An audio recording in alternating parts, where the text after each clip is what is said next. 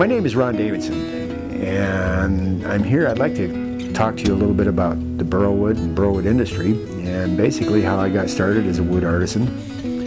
And for all my life, I've been handy with my hands and been able to work with these hands.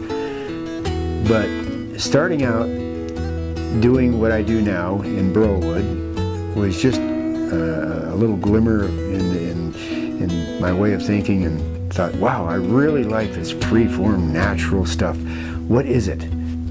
I've developed the techniques over the last 40 years, plus 40 plus years. I've developed the techniques that I use to make only the finest, one-of-a-kind pieces and process them into usable things that functional sculpture is what I like to call it.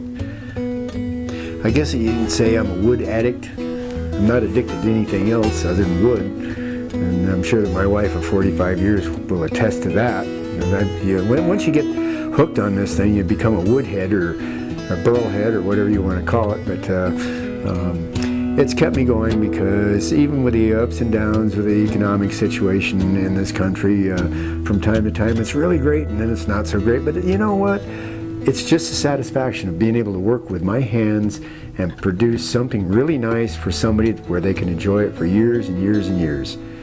I know that sometimes people think of my work, oh, you're an artist. Well, maybe I am an artist in my own right, but I honestly believe that it's more functional sculpture, because each piece has a function, and it's not just a piece of art. I consider art as something that is non-functional, but I know that I'm probably very wrong about that. So yes, it is artwork. It's functional sculpture to me.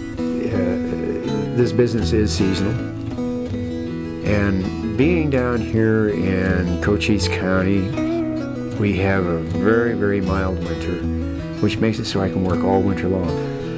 In Arizona, we're allowed to get a Forest Service permit, which I do, to go and harvest manzanita. The manzanita I use is primarily only for the legs, or for making a nice floor lamp, or something similar to what we have sitting right next to me here. That provides a good solid base for when we cut logs into slabs, and then the whole process begins with the raw materials.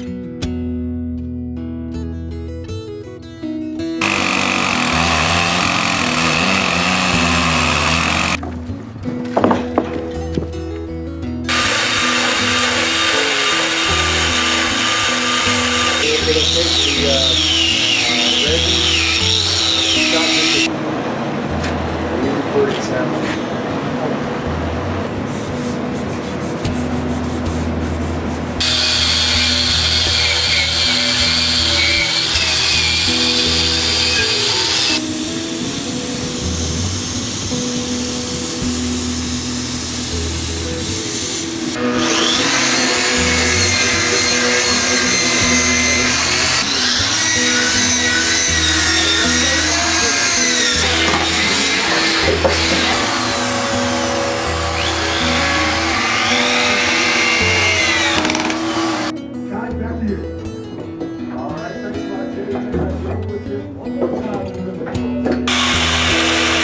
Sharp and right.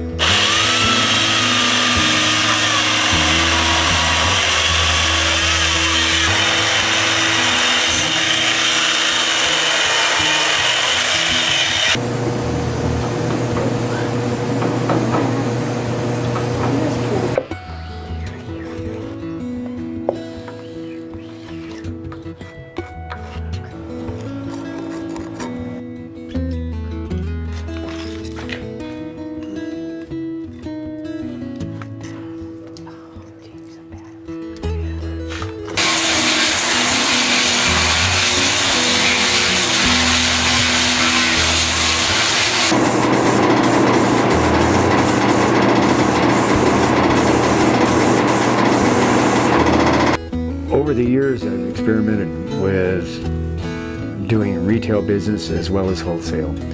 I found that the retail business, it really saddles you with the requirements of a retail store, which is 7 days a week, and it is seasonal. 7 days a week through the season. You generally have maybe 100 days of good season in the summertime. So I've chosen the path of being a wholesaler. Plus, if I want to go fishing, I can go fishing.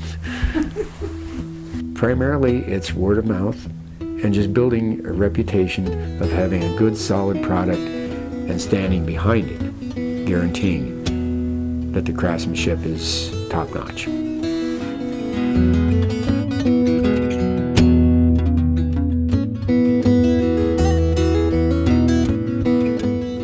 There's a lot to be learned about just what burl wood is and what the types of woods. Every type of wood is different, and it needs to be treated differently. You can't finish cottonwood the same as you do redwood. You can't finish mesquite the same as you do cottonwood. So you develop certain techniques, and it's based on years of experience. I get questions a lot about how long does it take me to make this? Well, it really takes me 44 years. When a burl first forms, it forms in the root structure, and as it forms in the root structure, it forms right at the collar of the tree, where the roots form into the trunk of the tree. There's a collar in there, and this collar is comprised of what we call adventitious buds. Now these buds will stay dormant and divide and redivide, and at first it starts out relatively slow, but as it gets a little bit older, the size goes up exponentially. There is no way to determine the age of a burl other than by looking at it and saying, well, this is really a big burl, so therefore it's really old. That's not necessarily true. It could be a very large burl and be really, really young, but the division of the buds to allow this thing to expand at the rate that it does, that could be determined by weather, it could be determined by the moisture in the ground, the mineral content in the ground. A whole number of things all play into it. A burl is a normal natural growth that occurs on 99% of the trees of the world, and it primarily occurs in the root structure. Occasionally it does form as a big protrusion on the side of the tree. However, it is not an abnormal growth. It's Mother Nature's way of preserving the species. When the main tree is terminated and the root is still left in the ground, you've seen these shoots come up and start a whole new tree. Well, that is just a manifestation of these adventitious buds forming a new growth, or second growth. I look for structure and structural integrity on a board, whether it be a 2x4 or it be a slab taken from a large log, or a slab from a root structure where you find your burl.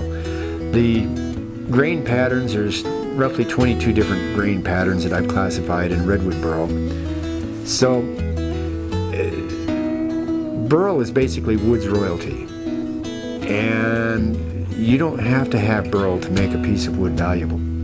A piece of wood, because of its scarcity, its structural integrity, might be more valuable than a piece of burl.